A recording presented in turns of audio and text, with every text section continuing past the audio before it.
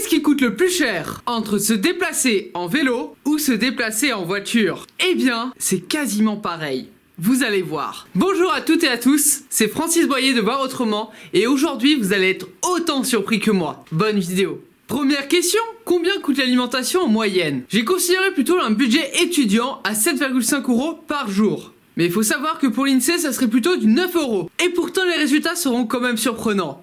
Deuxième question, quelle est la dépense moyenne énergétique d'un homme et d'une femme? Pour un homme, c'est 2700 environ. Pour une femme, 2000. Comme il y a à peu près 50% d'hommes et de femmes dans la population française, on peut dire qu'en moyenne, c'est 2350 calories par jour. 2350 calories par jour et un budget alimentaire de 7,5 € par jour. Ça veut dire que pour chaque calorie, c'est 0,0032 € pour chaque calorie. Mais vous allez voir où on va en venir avec la suite. La dépense énergétique, elle est très variable quand vous faites une activité physique. Mais on va considérer que vous vous déplacez en vélo. Et des chiffres que j'ai pu trouver, si vous pesez 75 kg, que vous déplacez à 21 km/h en vélo, vous dépensez 600 calories en une heure. 600 calories, donc 1,9 €. En gros, vous dépensez 0,09 € par kilomètre. Et sur 100 km, ça représente quand même 9 €. Et en voiture, ça donne quoi? En 2019, la consommation moyenne d'une voiture pour 100 km était de 7,31 litres. Et j'ai regardé aujourd'hui, le 14 février 2023, le prix d'un litre était à 1,7 €, soit 12,43 € pour 100 km.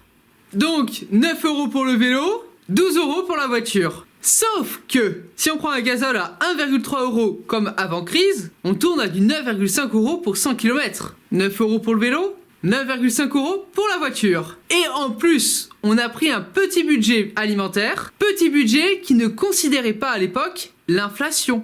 Donc, se déplacer en vélo ou en voiture, ça revient au même budget. Voire même peut-être un peu plus cher pour le vélo, vu qu'il y a l'inflation et qu'il n'y a pas de chèque énergie. Pourtant, on devrait avoir aussi un chèque énergie si on prend son vélo, par rapport à la voiture. Dans les deux cas, on subit l'inflation.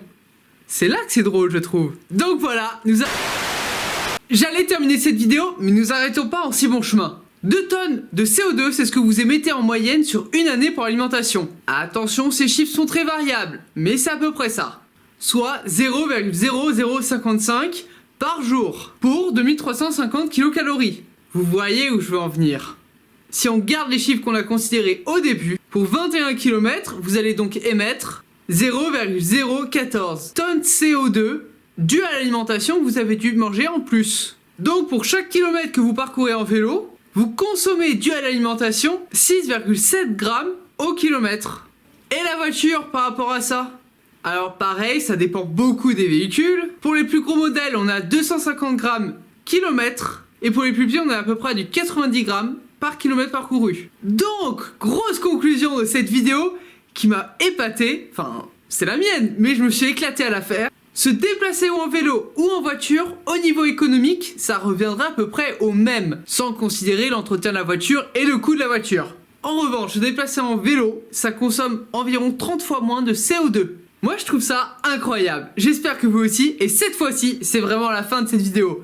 Alors, abonnez-vous, et c'était Francis Boyer de Voir Autrement.